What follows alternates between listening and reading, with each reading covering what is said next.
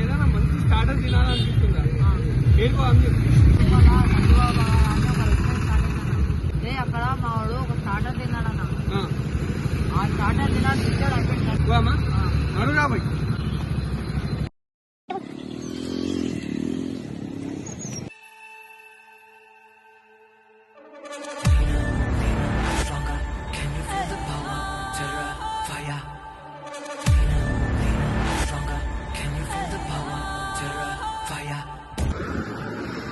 Sir చెప్పండి sir.